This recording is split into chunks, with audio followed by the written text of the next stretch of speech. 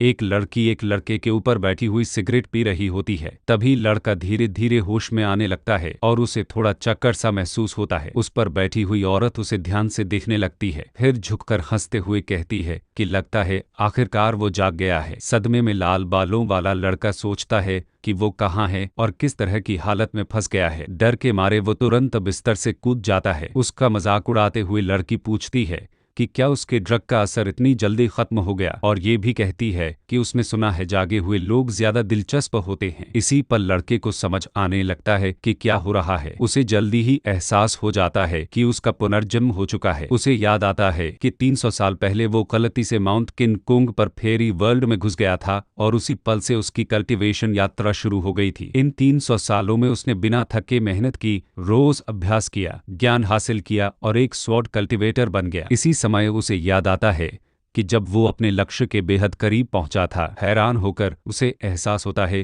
कि वो अनएक्सपेक्टेड तरीके से इटर्नल रियल्म हासिल करने में नाकाम रहा, और उसे लगता है कि उसने स्पेस टाइम का कॉरिडोर खोल दिया, जिसकी वजह से वो 17 साल की उम्र में वापस अर्थ पर लौट आया। हालांकि वो अपने सामने खड़ी औरत को बिल्कुल नहीं पहचानता और न ही समझ पाता है कि वो उससे क्या चाहती है। शरारती मुस्कान के साथ वो उसे डियर कहकर बुलाती है और कहती है कि शर्माने की जरूरत नहीं है और वापस बिस्तर पर आ जाए। थोड़ा शर्मिंदा महसूस करते हुए लड़का अपनी रोब पहनता है और उसे समझाता है कि शायद उनके बीच कोई गलतफहमी हो गई है। फिर ये कहते हुए कि वो जा रहा है, अचानक खड़ा हो जाता है। खींच भरे लहजे में लड़की उससे उसके फैसले पर सवाल करती है। अपना नाम ये चांगशी बताती है और ऐलान करती है कि वो उसे जाने नहीं देगी, ये जोड़ते हुए कि उसे देख पाना ही उसके लिए एक आशीर्वाद है। उसे पूरी तरह अनदेखा करते हुए लड़का बस पीठ फेर कर दरवाजे की तरफ बढ़ जाता है, लेकिन लड़की को उसका रवैया बिल्कुल पसंद नहीं आता। चालाकी से वो उस पर झपटती है और उसका हाथ पकड़ लेती है। उसी पल उसे एहसास होता है कि वो कितनी ताकतवर है। वो खुद को छुड़ाने की कोशिश करता है और तभी उसके हाथों से किसी तरह की एनर्जी निकलने लगती है। उसी क्षण लड़की समझ जाती है कि वो असल में कौन है, और लाल बालों वाला लड़का नोटिस करता है कि इस शरीर में कोई एनर्जी नहीं है। एक पल में लड़की खुद से भी अजीब सी एनर्जी निकालती है जो लड़के को उछाल कर दूर फेंक देती है। साइड में देखते हुए उसकी नजर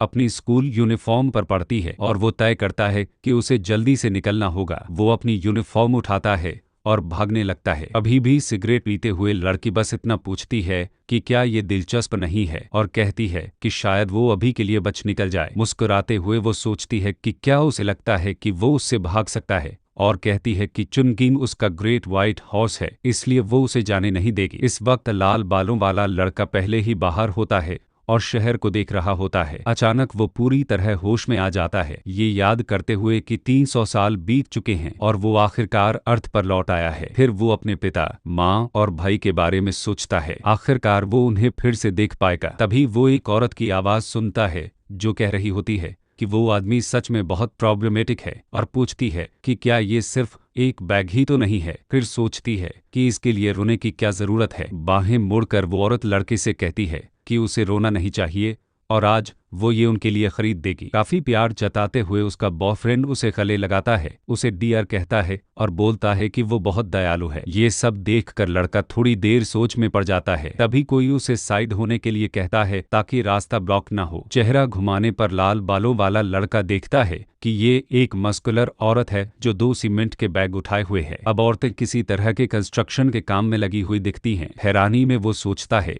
कि आखिर हुआ क्या है, और कहता है कि यहाँ के लोग उस समय से बहुत अलग हैं जब वो यहाँ से गया था। कुछ समय बाद एक एजुकेशनल इंस्टीट्यूशन की लाइब्रेरी में प्रोटैगनिस्ट एक किताब पढ़ रहा होता है और बताता है कि प्राचीन समय में स्प्रिंग एंड ऑटम पीरियड के दौरान एक डिजास्टर हुआ था जिसने औरतों की शारीरिक हालत बदल दी, जिससे वो ज्यादा स्मार्ट और ज्यादा स्ट्रांग बन गई। इसी दौरान कोंगो नाम की एक औरत ने कन्फ्यूशियनिज्म बनाया, जो एक ऐसा डॉक्ट्रिन है जो मर्दों से ज्यादा औरतों का सम्मान करता है। इस बदलाव की वजह से इंपीरियल पावर शिफ्ट हो गई। एम्परर ने अपना सिंहासन खो दिया और क्राउन प्रिंसेस को सौंप दिया। फिर 21वीं सदी में मॉडर्न बदलावों का असर सामने आया और इस तरह औरतों को मर्दों से ऊपर रखने की सोच और मजबूत हो गई। भले ही औरतों के ऊपर होने की छवि पहले से मौजूद थी, मसलन जब कोई शादीशुदा मर्द तलाक लेने का फैसला करता है तो तलाक मर्द को ही माना जाता है। इसके अलावा इस दुनिया में औरत का मर्द का पीछा करना बिल्कुल नॉर्मल है। किताब बंद करते हुए लाल बालों वाला लड़का कहता है कि ये सब बिल्कुल बेतुका है कि औरतें मर्दों से श्रेष्ठ हैं और ऊपर से औरतें ही मर्दों से शादी करना चाहती हैं। वो बस इतना मानता है कि दुनिया ऐसी ही है और उसे ये भी नहीं पता कि क्या उसका अपना घर भी इसी नियम का पालन करता है। उसी समय उसका पिता कुछ सफाई कर रहा होता है, तभी उसे दरवाजा खुलने की आवाज सुनाई देती है। सामने प्रोटैगनिस्ट होता है जो अपने पिता को फिर से देखकर हैरान रह जाता है। बिना कुछ सोचे वो उनके पास जाता है और उन्हें गले लगा लेता है। उसके पिता, जिनका नाम ली यान तो है, कहते हैं कि उनके बेटे ने कहा था कि वो स्कूल जाएगा और बाद में घर लौटेगा। अचानक बूढ़ा आदमी अपने बेटे के बाल सूंघने लगता है और सदमे में महसूस करता है कि उसके बेटे से परफ्यूम की खुशबू आ रही है। वो तुरंत पूछता है कि क्या वो किसी औरत से मिला है। फिर कहता है कि उसने पहले ही अपने हैंडसम बेटे को चेतावनी दी थी कि बाहर जाना उसके लिए खतरनाक है, चाहे सिर्फ क्लासमेट ही क्यों न हो, उसे सतर्क रहना चाहिए। अखबार उठाते हुए वो 15 साल की एक लड़की की कहानी बताता है जो अपने क्लासमेट पर भरोसा करने की वजह से मुसीबत में फंस गई थी। फिर वो सवाल करता है कि ऐसा लड़का भविष्य में क्या करेगा। कुछ भी न समझते हुए प्रोटैगनिस्ट सोचने लगता है कि वो आखिर क्या कह रहा है। चिंता के साथ ली यान तो अपने बेटे से पूछता है कि क्या उसे पता है कि ये कितना डरावना है। वो ये भी बताता है कि उसकी बहन पूरा दिन गेम खेलती रहती है। थर्ड रेट यूनिवर्सिटी से होने की वजह से उसे नौकरी नहीं मिल रही और उसके पास कोई एक्सपीरियंस भी नहीं है। बस लड़का ही बात बदलने की कोशिश करता है। लाल बालों वाला कहता है कि वो अपने पिता की बात समझता है और उन्हें चिंता करने की जरूरत नहीं है। फिर वो टॉपिक बदलते हुए पूछता है कि उसकी माँ कहाँ है। आह भरते हुए आदमी कहता है कि उसकी माँ अभी भी दूसरों के साथ बिजनेस की बातें कर रही है और अब जब बिजनेस ठीक नहीं चल रहा तो हालात काफी मुश्किल हैं। इस सिचुएशन से बचना चाहते हुए लाल बालों वाला बस इतना कहता है कि खाने का समय हो गया है और वो अपनी बहन को बुला लेगा। बिना किसी डर के वो दरवाजा खोलता है। उसकी बहन जाग रही होती है और कंप्यूटर पर कुछ देख रही होती है। ये CH होती है जो स्ट्रीमर से कह रही होती है कि वो जल्दी से अपने कपड़े उतार दे। वो चैट में ढेर सारी एडल्ट बातें लिख रही होती है और उसके पास गीले टिश्यू का एक डिब्बा रखा होता है। इस भयानक नज़ारे को देखकर प्रोटैगनिस्ट बस शर्मिंदगी के साथ दरवाजा बंद कर देता है। पूरी तरह शर्मिंदा होकर वो सोचने लगता है कि आखिर चल क्या रहा है और क्या कहीं ये सब एक सपना तो नहीं है। अचानक वो बहुत जोर से चिल्लाने लगता है। उसकी चीख सुनकर लड़की घबरा जाती है और कुर्सी से उछलकर खड़ी हो जाती है। गुस्से में वो पूछने लगती है कि हुआ क्या है। उसी पल वो अपने कमरे से बाहर आती है, किसी तरह के कपड़े पहने हुए। रात को वो बाहें मोड़े खड़ी होती है। बहन साफ तौर पर बहुत परेशान होती है। जब वो उसे असहज देखती है तो वो टिप्पणी करता है कि अब खाने का समय हो गया है और पूछता है कि क्या वो कोई एडल्ट मूवी देख रही थी। मुस्कुराते हुए वो जवाब देती है कि अब वो सब काम का नहीं रहा, अब लाइव स्ट्रीम्स ज्यादा बेहतर होती हैं, और बताती है कि वो बस एक मस्कुलर लड़के को देख रही थी जो लोगों को एंटरटेन कर रहा था। हालांकि वो अपने भाई को चेतावनी भी देती है कि ये सब उसके जैसे लड़कों के लिए नहीं है। राहत महसूस करते हुए वो घर में घूमने लगती है और हल्की हल्की धुन गुनगुनाने लगती है। उसके जवाब से हैरान होकर प्रोटैगनिस्ट बस हंस देता है। दिन के अंत में उसकी बहन आती है और कहती है कि वो दोस्तों के साथ डिनर पर जा रही है और देर से लौटेगी। फिर वो अपने पिता से 1000 येन मांगती है। चिढ़कर बूढ़ा आदमी पूछता है कि इसका क्या मतलब है। उसकी बेटी तर्क देती है कि वो दोस्तों के साथ वक्त बिताने जा रही है। ये सुनकर पिता पूरी तरह गुस्से में आ जाता है और उसे डांटता है। वो समझाता है कि पढ़ाई शुरू करना ज्यादा बेहतर है और जैसा कि उसके भाई ने कहा, अगर वो कम से कम आधी भी उसके जैसी अच्छी होती तो उन्हें इतना परेशान नहीं होना पड़ता। पैसे हाथ में लेकर लड़की पूछती है कि उसे उसके जैसा क्यों बनना चाहिए और ताना मारती है कि वो हमेशा मैन का फायदा उठाता है। फिर वो चुप हो जाती है, ये कहते हुए कि शायद वो आगे चलकर किसी अमीर औरत से शादी भी कर ले। अलविदा कहते हुए वो बताती है कि वो जा रही है, जबकि उसका पिता उसे डांटता रहता है कि सारे पैसे मत उड़ा देना। हीरो बस अपने पिता से पूछता है कि क्या उसे ऐसे ही जाने देना ठीक है। सेब खाते हुए उसके पिता बताते हैं कि वो एक औरत है और वो उसे वैसे नहीं रोक सकते जैसे उसे रोकते हैं, क्योंकि औरतों को हमेशा काम करना और पैसे कमाने होते हैं। हालांकि वो ये भी कहते हैं कि उसकी बहन का रवैया अच्छा नहीं है। सदमे में लड़के को एहसास होता है कि ये दुनिया सच में उल्टी है। उसी वक्त उसकी माँ काम से घर लौटती है। उसे बहुत याद करते हुए वो दौड़कर अपनी माँ को गले लगा लेता है। हैरान होकर औरत पूछती है कि क्या हुआ और ये भी पूछती है कि क्या उसके बेटे को पहले ही उसकी फ्रेंडशिप नहीं मिल गई। फिर वो उसके हाथ में कुछ पैसे थमा देती है। टूटे मन से प्रोटैगनिस्ट को याद आता है कि पहले वो इंटरनेट कैफे में खेलने के लिए अपनी माँ को बहला फुसलाकर 21 येन ले लिया करता था और अब वो पैसे ऐसे दे रही है जैसे कोई बात ही ना हो। पैसे लौटाते हुए वो अपनी माँ से कहता है कि उसे इसकी जरूरत नहीं है। हंसते हुए औरत कहती है कि वो रख सकता है। वो जोड़ती है कि उनका परिवार मुश्किल दौर से गुजर रहा है, लेकिन वो नहीं चाहती कि इसका असर उस पर पड़े, खासकर उसकी पढ़ाई पर, क्योंकि वो उसका सबसे बड़ा गर्व है। बात बदलते हुए वो अपनी बेटी चूषा के बारे में पूछती है। अभी भी चिढ़े हुए उसके पति बताते हैं कि माँ को उससे बात करनी चाहिए और बताते हैं कि लड़की अभी अभी बाहर गई है। पानी का गिलास उठाते हुए औरत कहती है कि उसकी बेटी वक्त बर्बाद कर रही है और उसे ऐसे नहीं पाला गया था, लेकिन वो जल्द ही समझ जाएगी। थोड़ा लाल होते हुए उसका पति भी मान जाता है और कहता है कि वो सही है। ये सब देखकर प्रोटैगनिस्ट और भी हैरान हो जाता है। वो सोचता है कि भले ही वो जानता है कि ये दुनिया उल्टी है,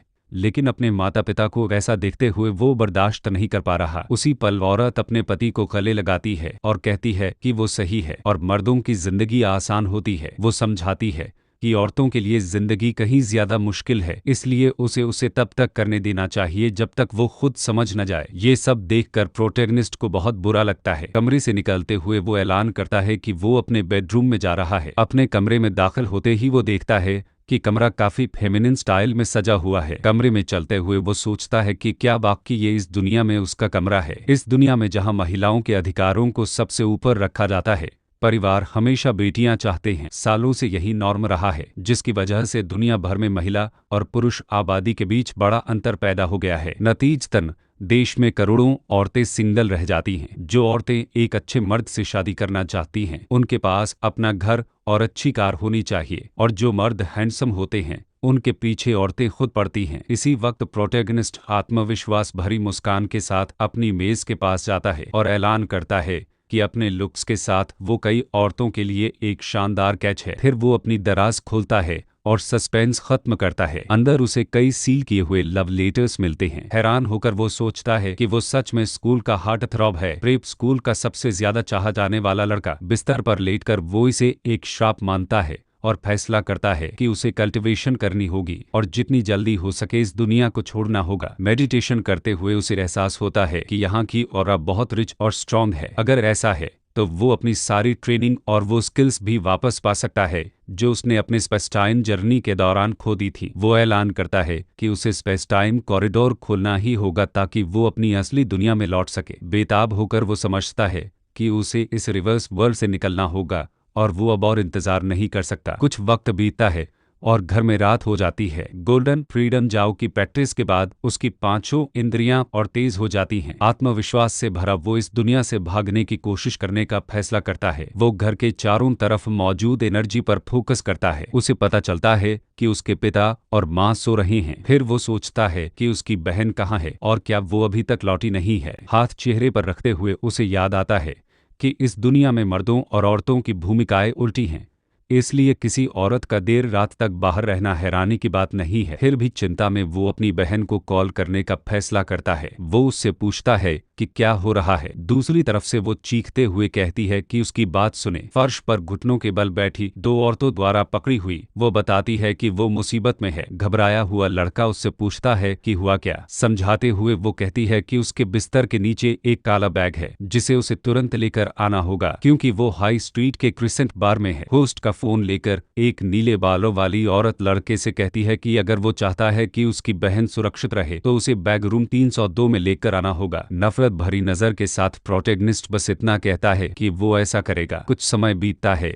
और सुबह हो जाती है। लाल बालों वाला लड़का खिड़की से घर छोड़ने के लिए तैयार होता है और ऐलान करता है कि वो ये सब होने नहीं देगा। बिल्डिंग के किनारे से फिसलते हुए वो कहता है कि कोई भी उसके परिवार से पंगा नहीं ले सकता। अतीत में सीखी हुई स्किल्स का इस्तेमाल करते हुए वो एक बिल्डिंग से दूसरी बिल्डिंग पर छलांग लगाता है और पल भर में क्रिसेंट बार के रूम 302 तक पहुंच जाता है। अंदर दाखिल होते ही वो अपनी बहन को उसके लिए चिल्लाते हुए देखता है। बिना किसी औपचारिकता के वो काला बैग सीधे मेज पर फेंक देता है और कहता है कि यही उनकी डिमांड थी, अब उसकी बहन को छोड़ दिया जाए। बाहें मोड़कर खड़ी बैंडिट लड़के से कहती है कि वो उसकी बात सुने और टिप्पणी करती है कि उसका चेहरा तस्वीरों से भी ज्यादा खूबसूरत है। पास आते हुए वो पूछती है कि उसकी उम्र क्या है। वो झट से जवाब देता है कि ये उसका मामला नहीं है। उसके जवाब से चिढ़कर औरत साफ तौर पर नाराज हो जाती है। साइड में देखते हुए उसकी नजर काले बैग पर पड़ती है। पास जाकर वो उसे खोलती है और अंदर ढेर सारा पैसा देखती है। पूरी तरह सदमे में उसकी बहन पूछने लगती है कि बैग में पैसे कैसे हो सकते हैं। जो उसने सुना उस पर यकीन न करते हुए प्रोटैगनिस्ट सोचता है कि क्या उसे सच में नहीं पता था कि बैग में पैसे हैं, और अंदाजा लगाता है कि ये कम से कम 1 मिलियन तो होंगे। घबराई हुई लड़की अपने भाई शू को पुकारती है और कहती है कि उसे सच में नहीं पता था कि बैग में पैसे हैं और शिया ने उससे बस थोड़ी देर के लिए इसे रखने को कहा था। बीच में टोकते हुए औरत उसे चुप रहने को कहती है और बोलती है कि उसे नहीं लगता कि उसमें उससे चोरी करने की हिम्मत है। फिर वो लिन पर आरोप लगाती है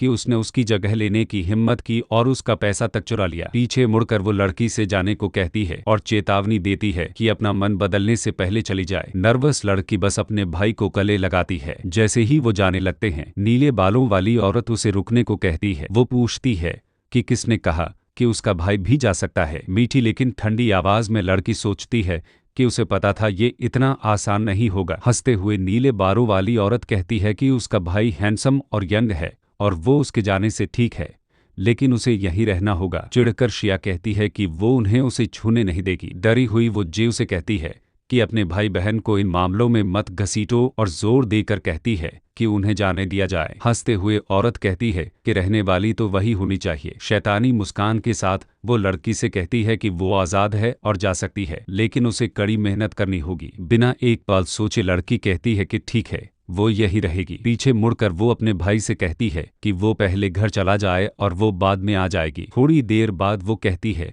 कि किसी मर्द के लिए यहाँ रहना सुरक्षित नहीं है और वो खुद सब संभाल लेगी। लड़की का हाथ उसके रास्ते से हटाते हुए जियो अपनी बहन से पूछता है कि क्या उसे लगता है कि उसके पास कोई नैतिकता नहीं है। हाथ जेब में डाले आगे बढ़ते हुए वो शिया से पूछता है कि क्या वो चाहती है कि वो यहाँ रहे। दोनों एक दूसरे को पागलपन भरी मुस्कान के साथ घूरने लगते हैं। औरत उसे गाली देते हुए कहती है कि वो एक बदतमीज बच्चा है और पूछती है कि क्या वो मरना चाहता है। वो चेतावनी देती है कि वो उसे बिस्तर पर ले जाकर हर मुमकिन तरीके से टॉर्चर करेगी। बिना किसी और बातचीत के प्रोटैगनिस्ट सीधा उस औरत के चेहरे पर थप्पड़ मार देता है। पीछे उसकी बहन वेन सदमे में खड़ी होती है। बेहद गुस्से में जो उस पर घुसा मारने दौड़ता है, लेकिन वो पलटवार करता है और दोनों के बीच मुक्कों की अदला बदली होने लगती है। थोड़ी देर बाद दोनों पीछे हटते हैं और असली लड़ाई शुरू हो जाती है। मुस्कुराते हुए प्रोटैगनिस्ट कहता है कि ये दिलचस्प है क्योंकि वो सोच रहा होता है कि इस दुनिया की औरतों के पास भयानक पावर है। हाथ में चोट लगने के बाद जो बाकी औरतों को उस पर हमला करने का आदेश देता है। आत्मविश्वास से भरी जिया कहती है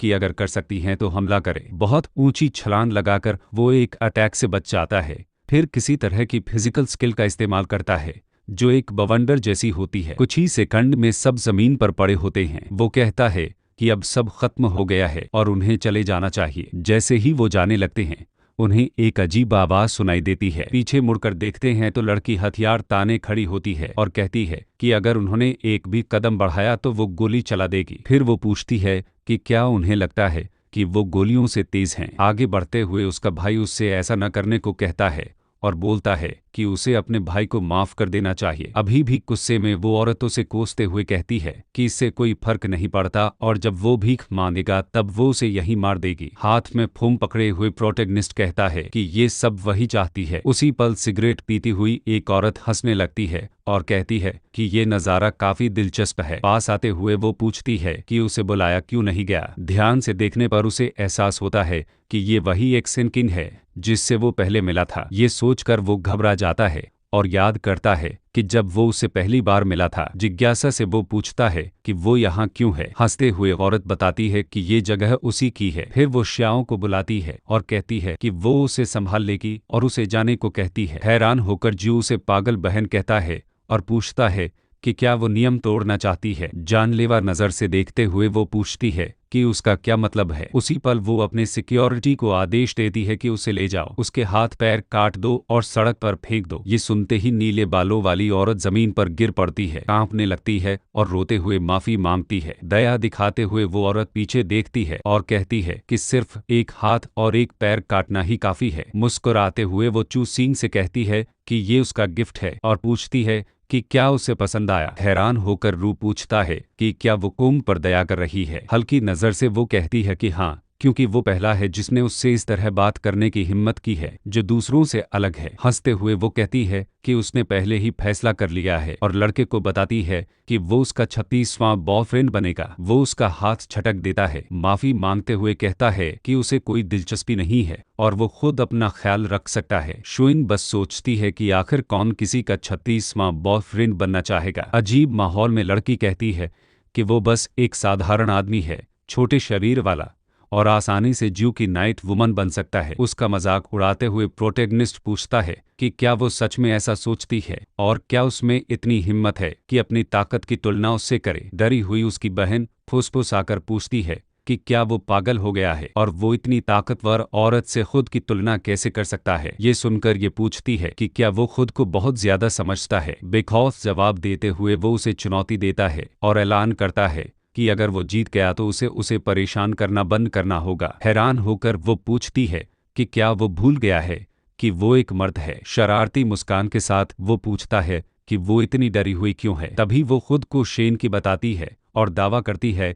कि ऐसा कुछ भी नहीं है जो वो नहीं कर सकती, लेकिन वो एक शर्त भी रखती है कि अगर वो जीत गई तो वो उसका बॉयफ्रेंड बनेगा। बिना सोचे समझे लड़का मान जाता है। कुछ समय बाद दोनों एक स्टेज पर आमने सामने खड़े होते हैं। 3 औरतें इस द्वंद्व पर टिप्पणी करने लगती हैं और उनमें से एक कहती है कि अगर वो होती तो लड़के के साथ आखिर तक खेलती। उसकी सहेलियां हंसने लगती हैं। ये सब सुनकर प्रोटैगनिस्ट सोचता है कि इस दुनिया में औरतें सच में ताकतवर हैं और मर्दों को बेकार समझती हैं। मुस्कुराते हुए लड़की चू से कहती है कि वो उसे मर्दों और औरतों के बीच का विशाल अंतर समझाएगी जो आसमान और जमीन जितना बड़ा है। फिर वो आर्म रेसलिंग मैच शुरू करने का फैसला करते हैं। आत्मविश्वास भरी मुस्कान के साथ औरत किसी तरह की अलौकिक एनर्जी छोड़ने लगती है। जूझते हुए उसे एहसास होता है कि वो बहुत ताकतवर है और इस दुनिया की औरतें वाकई असाधारण हैं। लेकिन फिर वो अपना हाव भाव बदलते हुए ऐलान करता है कि वो कोई साधारण इंसान नहीं है। दूसरी तरफ वो उसकी इस बदलाव को नोटिस करती है और अगले ही पल वो आर्म रेसलिंग मैच में उसे हरा देता है। वो पूरी तरह स्तब्ध रह जाती है। मुकाबला खत्म होने के बाद वो उसे याद दिलाता है कि वो जीत गया है और उसे उनकी शर्त नहीं भूलनी चाहिए। इसके बाद प्रोटैगनिस्ट अपनी बहन का हाथ पकड़ता है और दोनों वहां से चले जाते हैं। चारों तरफ लोग जो कुछ हुआ उस पर चर्चा करने लगते हैं। एक मर्द से हारने के बाद गुस्से में भरी एक गार्ड आगे बढ़ती है और कहती है कि वो उसके पीछे जाएगी, लेकिन उसे अपनी बॉस से एक जोरदार थप्पड़ मिलता है। गुस्से में वो कहती है कि चुप रहो और दावा करती है कि वो अभी हारी नहीं है। स्टेज से वो चूकिन को आवाज देती है और कहती है कि उसने उसे चौंका दिया, लेकिन उसे ये नहीं भूलना चाहिए कि उसके जैसा मर्द किसी औरत के पंखों की देखभाल करने के लिए ही पैदा होता है और उसका ऑफर अब भी कायम है। झोंझलाकर प्रोटैगनिस्ट पूछता है कि मर्दों को औरतों से चिपके रहने की जरूरत क्यों है जब उनके पास हाथ पैर हैं और वो अपना रास्ता खुद बना सकते हैं। ये सुनकर एक औरत पूछती है कि कहीं उसका दिमाग तो खराब नहीं है। मुस्कुराते हुए वो कहती है कि प्राचीन काल से ही मर्दों का पीछा औरतें करती आई हैं और इस दुनिया के स्तंभ भी औरतें ही हैं। वो जोड़ती है कि समाज में बदलाव लाने वाली भी वही हैं। बालों को घुमाते हुए वो कहती है कि ये तो बच्चे भी जानते हैं। उसी पल एक औरत पूछती है कि उसके जैसे मर्द में आखिर खास क्या है और साहित्य में कितने पुरुष नायक हैं। वो नतीजा निकालती है कि समाज में औरतें ज्यादा महत्वपूर्ण हैं। प्रोटैगनिस्ट की तरफ बढ़ते हुए वो पूछती है कि उसका क्या मतलब है। ऊपर की ओर इशारा करते हुए वो कहता है कि वो बस इतना जानता है कि मर्द लगातार खुद को बेहतर बनाने की कोशिश करते हैं, इसलिए एक खूबसूरत औरत की गोद में आराम करना और मेहनत के बदले इनाम पाना यही मर्दों का रास्ता है। ये कहकर वो अपनी बहन के साथ वहां से चला जाता है। झुंझलाकर एक गार्ड मिस वू को आवाज देती है। उसकी बॉस पूछती है कि क्या उसे वो आदमी दिलचस्प नहीं लगा, ये कहते हुए कि वो उसी के टाइप का है और वो उसे जाने नहीं देगी। गार्ड फिर से मिस वू को बुलाती है और कहती है कि उन्हें उसे तुरंत लौटने की जरूरत है। इस पर वो जवाब देती है कि वो सिर्फ 2 दिन के लिए ही बाहर आई है और अभी कैसे लौट सकती है। साथ ही कहती है कि उसे उस तरह से बुलाना बंद करें क्योंकि उसकी बहन अभी जिंदा होती है। कुछ देर बाद रात में शाह अपने भाई के साथ चल रही होती है और उससे पूछती है कि क्या वो इस बारे में उनके माता पिता को बताएगा। लड़का जवाब देता है कि हाँ बताएगा और उससे पूछता है कि अगर वो वहां नहीं होता तो वो क्या करती। बेहद चिढ़कर लड़की पूछती है कि क्या वो उसे धमका रहा है जो कुछ हुआ उसके लिए। थोड़ा रुककर सोचते हुए वो अब पूछती है कि वो इतना ताकतवर कैसे हो गया। फिर वो सवाल करती है कि क्या वो भविष्य में यिन से शादी नहीं कर सकती। ये कहते हुए कि वो शहर के एक बहुत ही अहम परिवार से ताल्लुक रखती है। वो निष्कर्ष निकालती है कि अगर उनकी शादी हो गई तो उसे फायदा ही होगा, और वैसे भी वो उससे बस कुछ साल ही बड़ी है। ये सब सुनकर लड़का पूरी तरह हताश हो जाता है। गुस्से से भरा वो उसे चुप रहने को कहता है और धमकी देता है कि अगर उसने एक शब्द और बोला तो वो उसे वापस उसी बार में भेज देगा। कुछ समय बाद प्रोटैगनिस्ट के घर पर वो मेडिटेशन करता है और सोचता है कि उसे अपनी पिछली पावर जितनी जल्दी हो सके वापस पानी होगी, क्योंकि उसकी मौजूदा ताकत काफी नहीं है। अभी तक उसकी ट्रेनिंग ने सिर्फ उसकी इंद्रियों को तेज किया है और उसकी दृष्टि बेहतर की है। इसी बीच उसकी बहन देख रही होती है और अधीर होकर अपने छोटे भाई से कहती है कि वो अब पैंट उतार दे। ये बात सुनकर, क्योंकि वो अपनी सेंसरी ट्रेनिंग इस्तेमाल कर रहा होता है, प्रोटैगनिस्ट हक्का बक्का रह जाता है। वो सोचता है कि ये चूषा तो ओरिजिनल वर्ल्ड में उसकी बहन से भी बदतर है। अगले दिन इम्मान हाई स्कूल में हीरो अपनी स्कूल यूनिफॉर्म पहने क्लास के लिए तैयार होता है। पीछे से कोई उसका नाम पुकारता है। उलझन में वो सोचता है कि क्या ये उसका बेस्ट फ्रेंड लिंडोंग है। तभी उसका दोस्त पास आकर पूछता है कि वो कल क्या कर रहा था और उसने उसके कॉल्स का जवाब क्यों नहीं दिया। लड़का दूरी बना लेता है, कुछ भी न समझते हुए। उसका दोस्त पूछता है कि वो इतना अजीब व्यवहार क्यों कर रहा है। हंसते हुए शू कहता है कि सब ठीक है और वो अब जा रहा है। चलते हुए वो सोचता है कि ये बारबी कभी उसका दोस्त नहीं हो सकती। क्लासरूम में वो परेशान महसूस करता है और कहता है कि वो इस दुनिया में अब और नहीं रह सकता। अचानक कोई उसके कंधे पर थपकी देता है। हैरान होकर वो साइड में देखता है। ये सोंग शी होती है, क्लास प्रेसिडेंट, जो उससे पूछती है कि क्या वो ठीक महसूस नहीं कर रहा। अजीब सा महसूस करते हुए वो जवाब देता है कि वो ठीक है, बस ठीक से नाश्ता नहीं कर पाया और भूखा है। बहुत शर्माते हुए लड़की कहती है कि अगर वो चाहे तो उसके पास खाने के लिए कुछ है, और उसे याद दिलाती है कि यूनिवर्सिटी एंट्रेंस एग्जाम करीब है, इसलिए उसे ठीक रहना चाहिए। पीछे से कोई चश्मा पहनी लड़की उससे सवाल करती है कि वो उससे बात करने की हिम्मत कैसे कर रही है और क्या उसे कोई दिक्कत है। ये चूंकि एक और क्लासमेट होती है, वो तुरंत लड़के के पास आकर पूछती है कि क्या उसने कल लव लेटर पढ़ा था। बिना सोचे समझे प्रोटैगनिस्ट उसके सीने पर घूंसा मार देता है और उसे पीछे हटने को कहता है। उसकी ताकत देखकर सब दंग रह जाते हैं। गुस्से में लड़की पूछती है कि वो खुद को समझता क्या है और कहती है कि वो सिर्फ एक मर्द है। फिर वो उसके चेहरे पर घूंसा मारने की तैयारी करती है, लेकिन तभी कोई बीच में आकर उन्हें तुरंत रुकने को कहता है। ये याओ होता है, चिंग का भाई। बुली उसे देखकर हैरान हो जाती है और पूछती है कि वो यहाँ क्या कर रहा है। जवाब में वो बस इतना कहता है कि वो चली जाए, इससे पहले कि उसका सब्र टूट जाए। भागते हुए बुली कहती है कि वो सिर्फ इसलिए जा रही है क्योंकि वो वाइट चिंग का भाई है। फिर माँ चिंग का भाई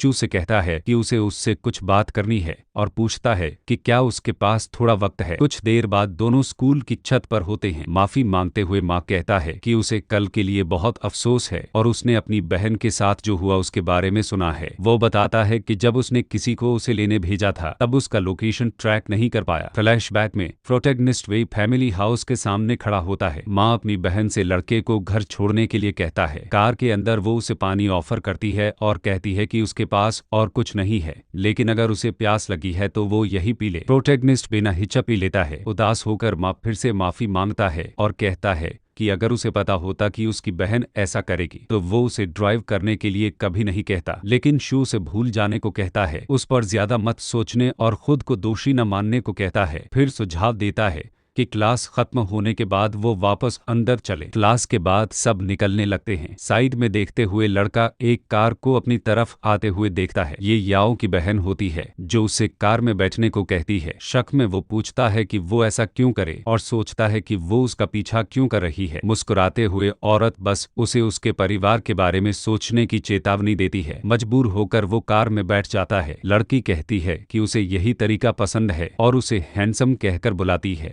उसे चेतावनी देता है कि उसने उसके परिवार को बीच में लाकर बहुत बड़ी गलती की है। रिवर्स कार्ड खेलते हुए लड़की कहती है कि शायद वो इसे धमकी के तौर पर नहीं कह रही थी, लेकिन हीरो जवाब देता है कि चाहे धमकी हो या न हो उसे इसका जिक्र करने की जरूरत नहीं थी। अचानक वो कार में लटका हुआ किसी तरह का क्रिस्टल तोड़ देता है। लड़की के पास झुकते हुए वो कहता है कि उसे समझना चाहिए कि उसे धमकाने की हिम्मत करने के क्या नतीजे होते हैं। घबराकर वो समझाती है कि ये कोई धमकी नहीं है और वो सच में उसकी बहन और माँ की मदद कर सकती है। वो जोड़ती है कि उसे पता है कि उसकी फैमिली कंपनी हाल ही में दिक्कतों से गुजर रही है। शैतानी मुस्कान के साथ लड़का पूछता है कि क्या उसे उस पर दया आ रही है। वो जवाब देती है कि वो ये सिर्फ एक बार कहेगी और बताती है कि वो उसका पीछा कर रही है। वो सुझाव देती है कि वो दोस्त के तौर पर शुरुआत करें और वो उसके परिवार के बिजनेस प्रॉब्लम संभाल लेगी। ये सुनकर चू पीछे हटता है और आराम से कहता है कि ठीक है, वो दोस्त बन सकते हैं। शक भरे लहजे में वो कहता है कि अगर यही उसका इरादा था तो उसे फिर से उसके साथ खिलवाड़ नहीं करना चाहिए। चिढ़कर वो ये को तुरंत जाने को कहता है। कुछ देर बाद लड़की प्रोटैगनिस्ट को कॉल करती है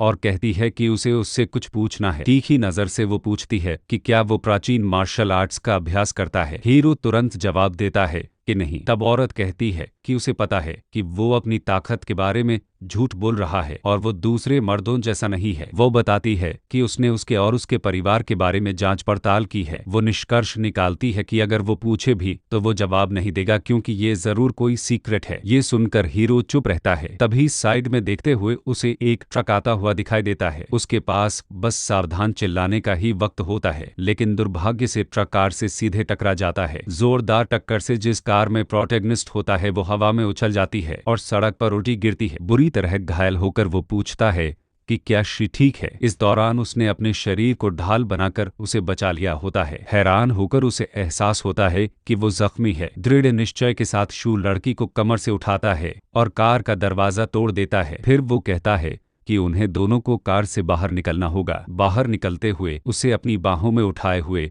लड़की कहती है कि वो बहुत ज्यादा घायल है और उन्हें तुरंत अस्पताल जाना चाहिए। लेकिन प्रोटैगनिस्ट पूछता है कि वो क्या कह रही है और क्या उसे लगता है कि सब खत्म हो गया है। उसी पल कई लोग उनकी तरफ बढ़ते हैं। ये बेसबॉल बैट पकड़े औरतों का एक समूह होता है। आगे बढ़ते हुए उनकी लीडर पूछती है कि उन्होंने उसके मर्द को चोट पहुंचाने की हिम्मत कैसे की और ऐलान करती है कि वो उन सबको मार डालेगी। बिना किसी डायलॉग में गए वो सारी औरतें अचानक अटैक कर देती हैं। कुछ बेसबॉल बैट से, कुछ ग्लास बॉटल से और एक के हाथ में मेशी था और उसी पल वह लड़की जंप करती है और अपनी पावर से खुद को डिफेंड करने लगती है। तभी एक ग्रे हेयर वाली औरत उस लड़के की तरफ मेशी लेकर बढ़ती है, लेकिन वह लड़का मुट्ठी भींचते हुए सोचता है कि एक बार फिर उसे अंडर एस्टिमेट किया गया है और नेक्स्ट सेकंड वह उसके रिब्स पर एक डोमिनेटिंग पंच मारता है जिससे उसके हाथ से हथियार छूट जाता है और वह औरत दूर उड़कर ग्राउंड पर गिर जाती है, ऑलरेडी ऑफलाइन। और उसी टाइम वह बाकी 4 ठगों से एक साथ फाइट कर रहा होता है। सीरियस फेस के साथ प्रोटैगनिस्ट अपने दुश्मन से मेशी उठाता है और शानचाई को घेर रही ग्रुप की तरफ चार्ज करता है। कुछ ही सेकंड में वह वहां पहुंच जाता है और एक ही ब्लो में 3 औरतों को हिट करता है, उन्हें हवा में उड़ा देता है। Wait until you see. बचे हुए 2 लोग शॉक में खड़े रह जाते हैं और तभी वह लड़की अपने पाम से उन दोनों को भी क्रश कर देती है। सारे अटैकर्स बिना ज्यादा एफर्ट के फिनिश हो जाते हैं। इससे खुश होकर ये प्रोटैगनिस्ट से कहती है कि उसने कमाल कर दिया, लेकिन वह स्माइल करते हुए बोलता है कि यह तो कुछ भी नहीं था और कहता है कि अब वह बाकी सब हैंडल कर लेगी। उसकी कोलीग एग्री करती है और बोलती है कि वह किसी को कॉल कर देगी और मान लेती है कि अगर यह हीरो नहीं होता तो वह सीरियस ट्रबल में पड़ सकती थी। फिर वह पूछती है कि क्या वह सच में एक प्रेप स्कूल स्टूडेंट है। तभी चू कहता है कि अब आज रात वो लोग खाना नहीं खा सकते और सबको रिशेड्यूल करना पड़ेगा क्योंकि काफी लेट हो चुका है और उसके फादर भी वरी होंगे। तभी अचानक उस लड़की का फोन वाइब्रेट करता है। वह कॉल उठाती है और जैसे ही कुछ सेकंड सुनती है उसका एक्सप्रेशन पूरी तरह कंफ्यूज और शॉक हो जाता है। हीरो पूछने ही वाला होता है कि क्या हुआ, लेकिन वह मुंह फेर कर कह देती है कि यह इम्पोर्टेंट नहीं है क्योंकि इसका उससे कोई लेना देना नहीं है। वह जोड़ती है कि किसी और की फैमिली मैटर्स एक प्रेप स्कूल स्टूडेंट को डील नहीं करनी चाहिए। लेकिन तभी वाई अचानक हीरो का हाथ पकड़ लेती है कांपती हुई आवाज में और आंखों से टीयर्स गिरते हुए वह कहती है कि उसकी मदर पर अटैक हुआ है और वह अभी इसी वक्त घर पर सीरियसली इंजर्ड पड़ी है। सिचुएशन को सस्पिशियस समझते हुए चू कहता है कि अगर उसी टाइम वाई और उसकी मदर दोनों पर अटैक हुआ है तो यह कोई कॉन्सिडेंस नहीं हो सकता। ट्विस्ट यह है कि जिमी का अंडरवर्ल्ड अब एक मेजर शिफ्ट फेस करने वाला है। डर से कांपती वाई बोलती है कि अगर उसकी मदर को कुछ हो गया तो उसकी आंटी फैमिली कंट्रोल ले लेगी और उसे फैमिली से एक्सपेल कर दिया जाएगा। वह पूछती है कि अब उसे क्या करना चाहिए। उसे शांत करते हुए हीरो बोलता है कि रोना बंद करो, वह उसके साथ जाएगा क्योंकि अब पूरा फैमिली उस पर डिपेंड करता है, मतलब उसे स्ट्रांग और फर्म रहना होगा। वह कहता है कि वह कम से कम उसका मोरल बूस्ट जरूर कर सकता है। लड़की हैरान होकर सोचती है कि यह सब अभी क्यों हो रहा है और वह कैसे किसी आदमी के फीलिंग्स पर ट्रस्ट कर सकती है, लेकिन बिना किसी हिचकिचाहट वह आगे बढ़ती है और हीरो को हग कर लेती है। कुछ देर बाद रात में डब्ल्यू फैमिली के घर पर सिक्योरिटी से घिरी हुई वह लड़की पहुंचती है और कहती है कि वह आखिरकार आ गई है। थोड़ी नर्वस होकर वह पूछती है कि अंदर क्या सिचुएशन है। एक औरत जवाब देती है कि हालत बहुत क्रिटिकल है और मिस मैंने ऑर्डर दिया है कि मैडम के अलावा कोई अंदर नहीं जा सकता। इससे इरिटेट होकर लड़की पूछती है कि यह औरत इतनी हिम्मत कैसे कर सकती है। तभी प्रोटैगोनिस्ट पूछता है कि ये कौन है और शांची बताती है कि वह वही आंटी है जिसका उसकी मदर ने जिक्र किया था, जो सालों से फैमिली में रहकर दूसरी फैमिलीज के साथ स्कीम्स करती रहती है, लेकिन कभी कोई सॉलिड एविडेंस नहीं मिला। गुस्से में लड़की हीरो से कहती है कि वह उसके साथ अंदर चले, लेकिन तभी एक गार्ड पूछता है कि यह लड़का कौन है और कहता है कि वह अंदर नहीं जा सकता। इस पर वाई भड़क जाती है और पूछती है कि वह उसके गेस्ट को कैसे मिसट्रीट कर सकता है और खुद को क्या समझता है। तभी हीरो इंटरवीन करता है और खुद को डॉक्टर बताता है और कहता है कि वह मिस वाई को चेक करने आया है। अंदर ही अंदर वह सोचता है कि इस फेरी वर्ल्ड की हायरार्की में ऊपर जाना कितना लकी है। यह सुनकर वो औरतें हंसने लगती हैं और मजाक उड़ाती हैं कि क्या कोई आदमी सच में डॉक्टर हो सकता है, लेकिन हीरो शांति से कहता है कि उनमें से एक को सालों से रिप्रोडक्टिव नर्व और सिस्टम इन्फेक्शन है और दूसरी को मार्शल आर्ट्स की वजह से स्पाइन प्रॉब्लम है, जिसके लिए उसने ट्रेडिशनल चाइनीज मेडिसिन ली है। यह सुनकर ब्लू ईयर्ड औरत सोचती है कि तभी उसकी कोलीग इतनी दवाइयां लेती रहती है और पर्पल हेयर वाली मान लेती है कि वह भी पेट के दर्द की दवा लेती है। दोनों चुपचाप झुक जाती हैं और उसे अंदर जाने देती हैं। तभी मिस में वहां पहुंचती है और बोलती है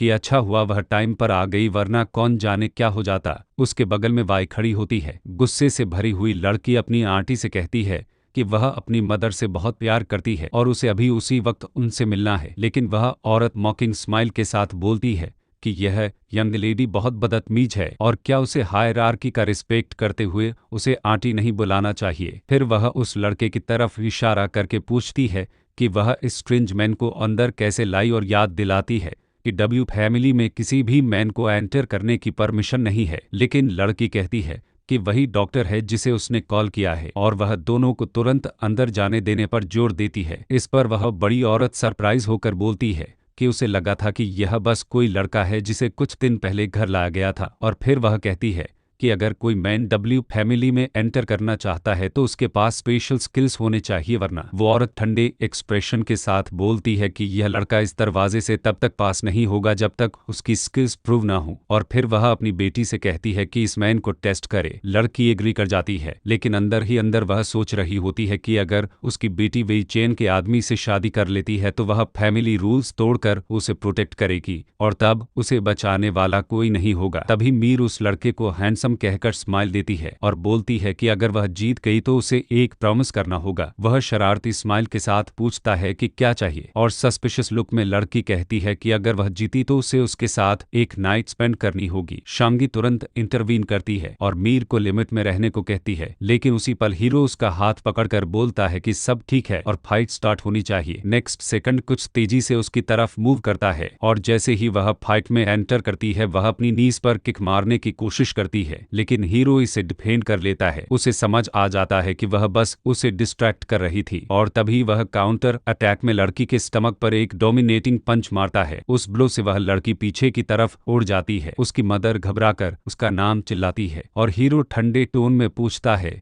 कि क्या वह अब भी उसके साथ नाइट स्पेंड करना चाहती है। बैकग्राउंड में आंटी गुस्से से उसे एनिमल कहती है और बोलती है कि यह सब बहुत खराब है, लेकिन लड़की उसे रोकते हुए कहती है कि बस बहुत हुआ और मान लेती है कि उसी ने पहले उसे प्रोवोक किया था। शू मॉकिंग स्माइल के साथ उस औरत से कहता है कि अपनी बेटी को हॉस्पिटल ले जाओ क्योंकि वह गारंटी नहीं दे सकता कि वह अब एक पेशेंट नहीं बन चुकी है। जाते वक्त वह औरत अपनी बेटी को बाहों में उठाकर उन्हें कोसती हुई चली जाती है और उसे बहुत क्रूर कहती है। कुछ देर बाद लड़की के घर के अंदर आंटी बेचैन होकर अपनी नीस का इंतजार कर रही होती है। जैसे ही लड़की आती है वह उसे हग करती है और कहती है कि वह आखिरकार वापस आ गई है। फिर शांगी टॉपिक बदलते हुए पूछती है कि उसकी मदर कहाँ है और आंटी जवाब देती है कि वह ठीक है लेकिन उसकी इंजरी सीरियस है और अभी उसे ऑब्जर्वेशन में ही रखा जा सकता है। कन्वर्सेशन के बीच प्रोटैगोनिस्ट बोलता है कि अगर यह सब सच है तो अब और वेट नहीं किया जा सकता और शायद वह खुद इसमें हेल्प कर सकता है। यह सुनकर ब्लॉन्ड औरत कंफ्यूज होकर पूछती है कि यह लड़का आखिर है कौन, लेकिन वह सवाल इग्नोर करते हुए बस इतना कहता है कि उन सबको उस पर ट्रस्ट करना चाहिए। शांग-शी एक्सप्लेन करती है कि यह उसका फ्रेंड है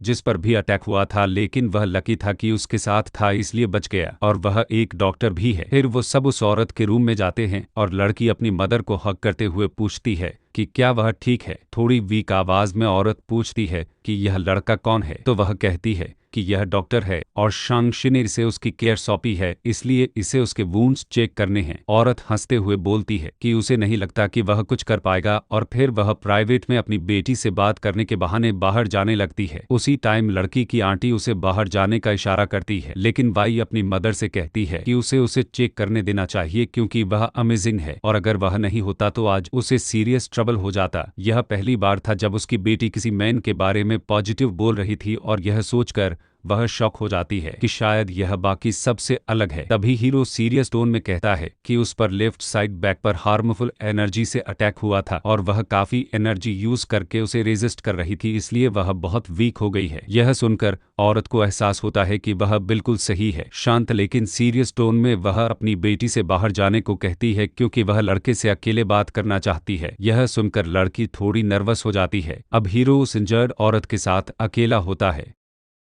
इरिटेट होकर वह पूछती है कि क्या उसे लीफ फैमिली ने भेजा है और उसकी बेटी के बारे में उसका क्या इरादा है। लड़का कहता है कि वह लीफ फैमिली से नहीं है और वह खुद उसकी बेटी से पूछे कि वह उसमें इंटरेस्टेड है या नहीं। फिर वह बोलता है कि अगर उसने उसे नहीं बचाया होता तो वह ऑलरेडी ऑफलाइन हो चुकी होती। यह सुनकर औरत उसे ट्रस्ट करने लगती है और फिर अपना वुंड दिखाने के लिए अपने कपड़े हटाती है और चेतावनी देती है कि अगर उसने उसकी बेटी के साथ कुछ भी गलत किया तो वह उसका टॉप फ्लोर उड़ा देगी। लड़का अंदर ही अंदर सोचता है कि उसे इतनी जल्दी अनड्रेस नहीं करना चाहिए था क्योंकि भले ही वह अंडर एज है लेकिन वह फिर भी एक मैन है। लेकिन जैसे ही वह उसकी बैक देखता है उसे कुछ अजीब दिखता है। वहाँ एक कर्स मार्क बना हुआ होता है। नर्वस होकर वह कहता है कि जिसने उस पर अटैक किया उसने उससे भी ज्यादा डैमेज कर दिया है जितना उसने सोचा था और भले ही वह अभी रेजिस्ट कर रही है लेकिन यह 5 दिन में उसके इंटरनल ऑर्गन्स डिलीट कर देगा। तभी ये फैमिली की हाउसकीपर पूछती है कि क्या वह कुछ कर सकता है। वह अपनी हथेलियां उसकी बैक पर रखता है और कहता है कि वह ट्राई करेगा। उसी पल वह एक तरह की हीलिंग मैजिक यूज करता है और कर्स मार्क उसकी हथेली में एब्जॉर्ब होने लगता है। उस दौरान औरत को दर्द महसूस होता है। फोकस्ड होकर हीरो अपनी बहुत सारी एनर्जी चैनल करता है और आखिर में थक कर कहता है कि उसका करंट लेवल अभी बस इतना ही हैंडल कर सकता है और वह पूरा कर्स एक साथ एक्सट्रैक्ट नहीं कर सकता क्योंकि उसे नहीं पता कि क्या होगा। इम्प्रेस होकर औरत पूछती है कि उसने यह कैसे किया और बोलती है कि इम्पोर्टेंट यह है कि वह अब बेहतर फील कर रही है। स्माइल करते हुए वह पूछती है कि क्या वह किसी तरह उसका थैंक्स चुका सकती है और क्या उसे कुछ चाहिए। फिर थोड़ी अजीब तरह से वह माफी मांगती है कि उसकी बेटी उसकी फ्रेंड है इसलिए उसने ऐसा किया। यह सुनकर औरत हंस पड़ती है और बोलती है कि ओह वो तो बस फ्रेंड्स हैं, वह यह भूल गई थी।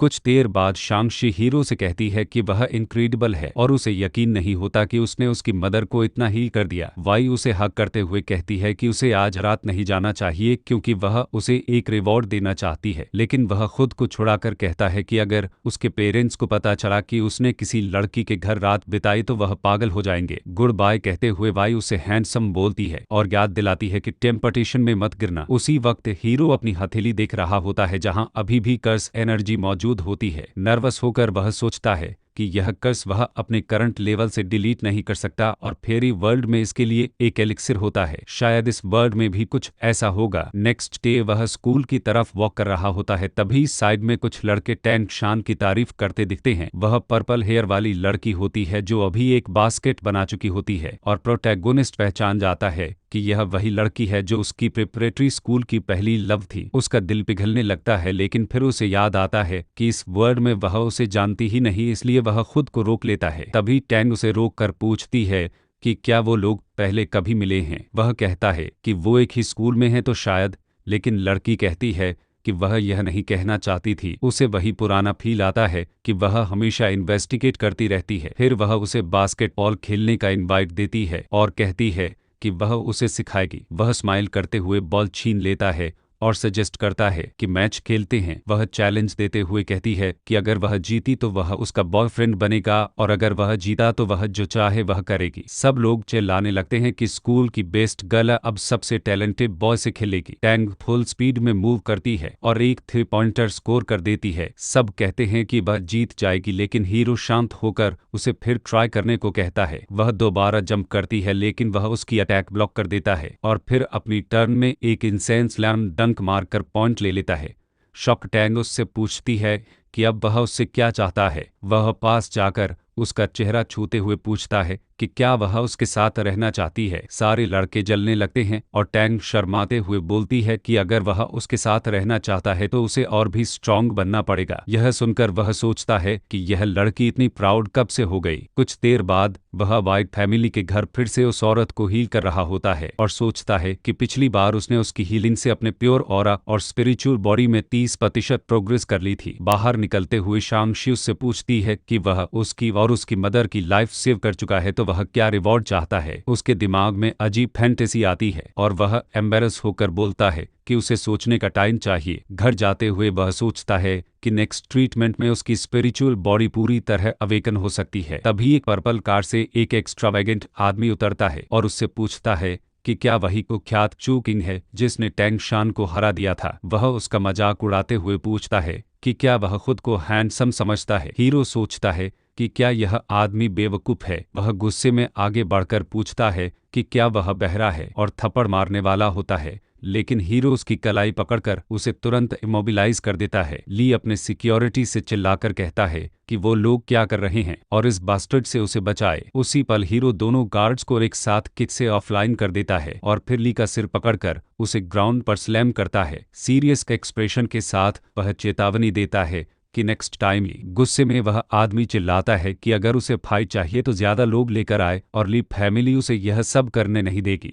वह हीरो को धमकाता है कि यान उसकी कभी नहीं होगी क्योंकि उसकी शादी उसी से होगी, लेकिन हीरो उसका फेस क्रश करते हुए बोलता है कि वह बहुत ज्यादा नॉइजी और एकदम न्यूसेंस है। उसे ऑफलाइन करने के बाद पर्पल हेयर वाले की तरफ बिना देखे शू अपने हाथ साफ करता हुआ चला जाता है और सोचता है कि क्या टैंग शियो के डिसीजन ने उसकी फैमिली को ट्रबल में डाल दिया है और वेली फैमिली से मैरिज अलायंस कैसे एग्री कर सकते हैं। इसलिए वह और डीप इन्वेस्टिगेट करने का डिसीजन लेता है। उसे याद आता है कि शांगशी ने उसे रिवॉर्ड ऑफर किया था तो वह उससे एक फेवर मांगने का सोचता है और उसे मैसेज करता है कि उसे एक प्राइवेट इन्वेस्टिगेटर चाहिए। जवाब में वह उसे पैसे ट्रांसफर कर देती है और बोलती है कि रख लो। यह देखकर हीरो कंफ्यूज हो जाता है, लेकिन फिर समझ जाता है कि शायद वह उसे गरीब समझ रही है, जबकि इन्वेस्टिगेशन और इंफॉर्मेशन खरीदने के लिए फंड सच में जरूरी होते हैं। फिर वह कॉल करता है और पूछता है कि क्या वह हाहा से बात कर रहा है, लेकिन सामने से लड़की बोल देती है कि अगर वह लव के लिए कॉल कर रहा है तो वह सस्ती नहीं है। कुछ देर बाद एक रेस्टोरेंट में हीरो ड्रिंक सिप करते हुए वेट कर रहा होता है और सोचता है कि वह इंफॉर्मेशन ब्रोकर उस पर ट्रस्ट कर सकती है या नहीं। तभी एक लड़की उसके शोल्डर पर टैप करती है। वह शेन हुआ होती है। 23 साल की शायली स्माइल करते हुए पूछती है कि उसे किस तरह की इंफॉर्मेशन चाहिए। हीरो शॉक हो जाता है कि यही वह लड़की है। वह हंसते हुए कहती है कि वही है और वह उसे बस हुआ कह सकता है। फिर वह पूछती है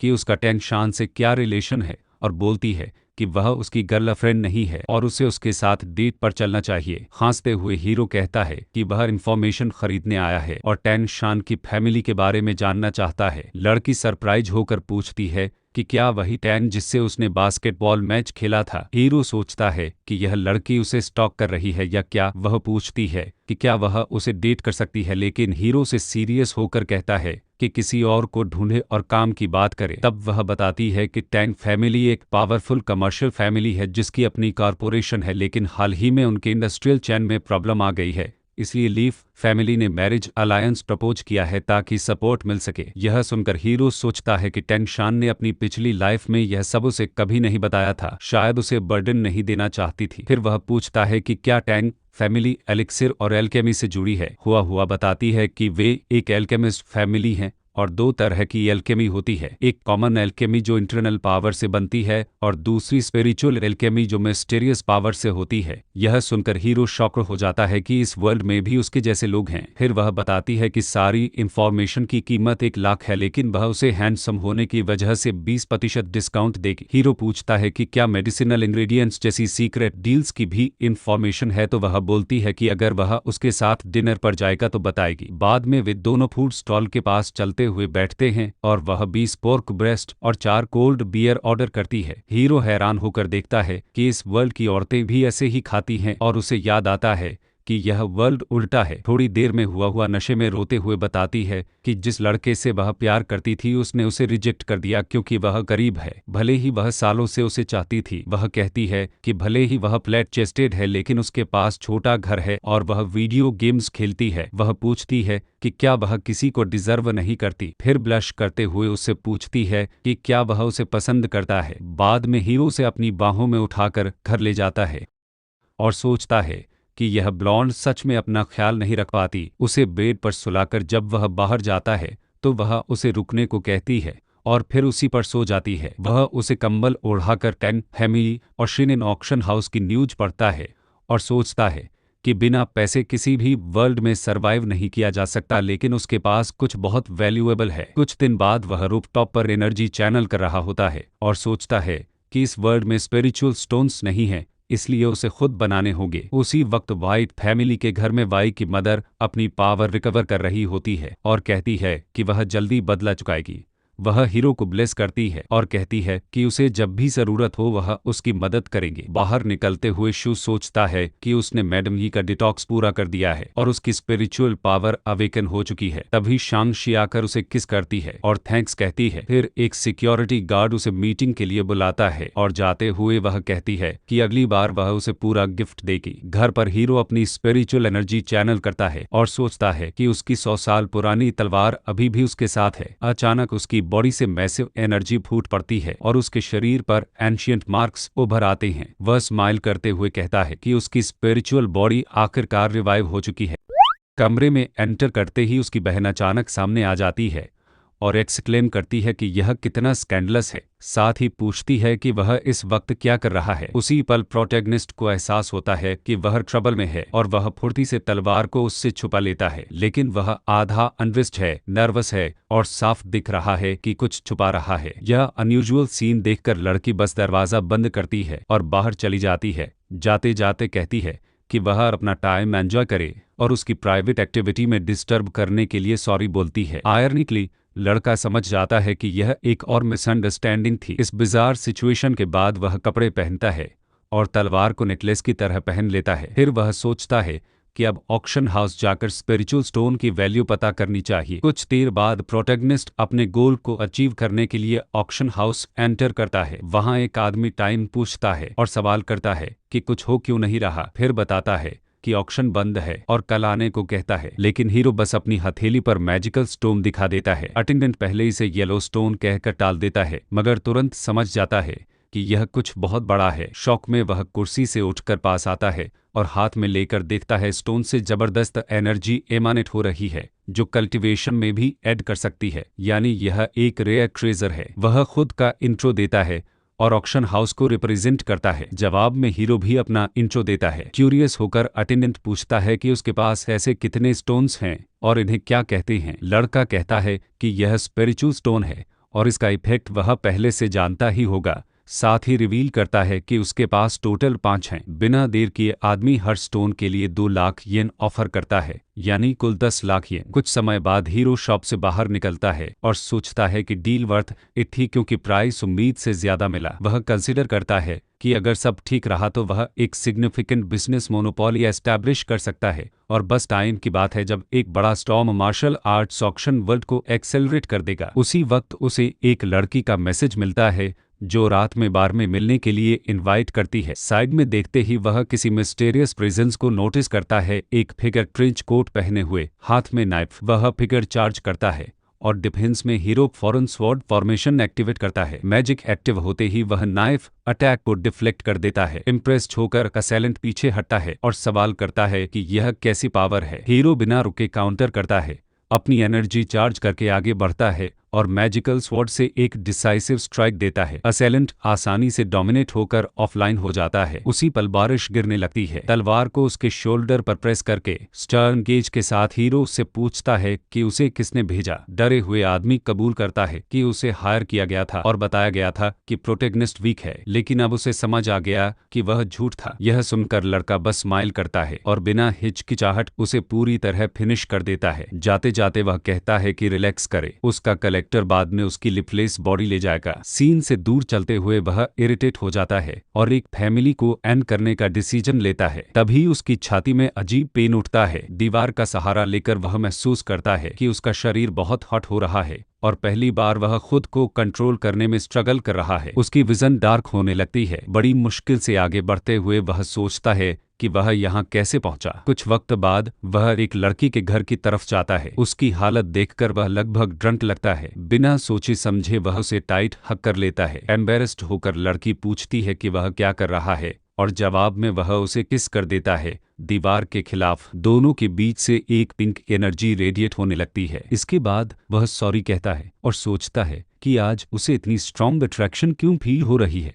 क्या यह आज पहले किसी को ऑफलाइन करने की वजह से है? इसके बाद लड़की स्माइल करते हुए उसे एम्ब्रेस करती है और कहती है कि उसे सॉरी नहीं कहना चाहिए और खुद को होल्ड बैक नहीं करना चाहिए। और यही ट्विस्ट यह है कि दोनों के बीच एक इंटीमेट मोमेंट शेयर होता है जो आगे की स्टोरी के लिए एक बड़ा स्टॉर्म बनने वाला है। बाद में वह सोफे पर लेटा होता है और लड़की उसके ऊपर होती है। वह सोचता है कि वह इस दुनिया में ज्यादा इन्वॉल्व नहीं होना चाहता था, लेकिन अब उसे एहसास होता है कि कुछ चीजें उसके कंट्रोल से बाहर हैं और अब उसके पास यह औरत है जो मुस्कुरा रही है। वह खुद से कहता है कि उसके पास कोई चॉइस नहीं बची, अब उसे इस पूरी दुनिया को कॉन्कर करना ही होगा। अगले दिन स्कूल में हीरो अपनी डेस्क पर सोता हुआ दिखता है। तभी एक लड़की क्लासरूम में एंटर करती है और पूछती है कि वह कहाँ है। अपना नाम सुनते ही प्रोटेगनिस्ट सिर उठाता है। पिंक हेयर वाली लड़की उसके पास आती है और कहती है कि उसे सोना नहीं चाहिए बल्कि उसके साथ लंच करना चाहिए। सरप्राइज होकर वह सोचता है कि इस दुनिया की लड़कियां इतनी बोल्ड क्यों हैं। तभी लड़की कुछ अजीब नोटिस करती है। पास आकर पूछती है कि उससे किसी दूसरी औरत की स्मेल क्यों आ रही है। इंटिमिडेट होकर वह अपनी सीट पर अजीब तरह से हिलता है। टॉपिक बदलते हुए लड़की पूछती है कि वह कहाँ खाना चाहता है। थोड़ी अजीब स्थिति में वह खड़ा होता है और कहता है कि वह रेडी है। अंदर ही अंदर वह रिलीव्ड होता है कि अच्छी बात है वह ज्यादा इन्वेस्टिगेट नहीं कर रही, क्योंकि अगर उसे पता चल गया कि उसने रात किसी और लड़की के साथ बिताई है तो वह बहुत एंग्री हो जाएगी और यह बड़ा प्रॉब्लम बन सकता है। कॉरिडोर में उसका दोस्त सोचता है कि क्या यह कोई सपना है, क्योंकि दो लड़कियां उसे लंच के लिए इनवाइट कर रही हैं। स्कूल से बाहर निकलते वक्त वह अब भी थोड़ा सस्पिशियस रहता है और पूछता है कि उसे अचानक क्यों इनवाइट किया गया। जवाब में वह बस कहती है कि वह उसके साथ खाना चाहती थी। क्यूरियस होकर वह पूछती है कि क्या वह अभी उसे हक कर सकती है। ठंडे दिमाग से वह सोचता है कि वह बिल्कुल भी शाय नहीं थी, तो इसमें कुछ खास नहीं है। अचानक वह उसका हाथ पकड़ लेता है जिससे वह पूरी तरह फ्रस्ट्रेटेड हो जाती है। उसकी रिएक्शन देखकर वह हंसता है और उसकी गाल पीच कर देता है, लेकिन लड़की इरिटेट होकर पीछे हटती है और पूछती है कि उसकी हिम्मत कैसे हुई। वह फिर हंसता है। साफ दिखता है कि वह खुश है। उसे खुद समझ नहीं आता कि उसके दिल में अचानक इतनी टेंडरनेस क्यों आ गई, ऐसा कुछ जो उसने पहले कभी फील नहीं किया था। बचपन से ही उसे हार्श माहौल में पाला गया था, लेकिन जब उसने उसे बास्केटबॉल कोर्ट पर देखा तो उसके दिल में अजीब से फीलिंग्स डेवलप हो गई। वह उसे अपनी लाइफ का सबसे इम्पोर्टेंट इंसान मानने लगती है। उसे लगता है कि उसके साथ वह सेफ फील करती है। हाथ चेहरे पर लाते हुए वह शर्मिंदा हो जाती है कि वह ऐसी अजीब बातें क्यों सोच रही है। स्कूल के बाहर वे किसी रेस्टोरेंट में होते हैं। हीरो वेट्रेस को बुलाकर 2 बाउल नूडल्स ऑर्डर करता है, बिना धनिया लेकिन चिली और विनेगर के साथ। यह सुनकर लड़की हैरान हो जाती है और पूछती है कि उसे कैसे पता कि उसे यही पसंद है। क्या वह उसकी इन्वेस्टिगेशन कर रहा था। सरप्राइज होकर वह पूछता है कि उसका चेहरा इतना रेड क्यों हो गया है। उसी वक्त 2 औरतें पास आती हैं और उन्हें ऑब्जर्व करने लगती हैं। लड़के को शक होता है और वह नोटिस करता है कि दोनों ने अपनी शर्ट के नीचे नाइफ छुपा रखी है। तभी बताया जाता है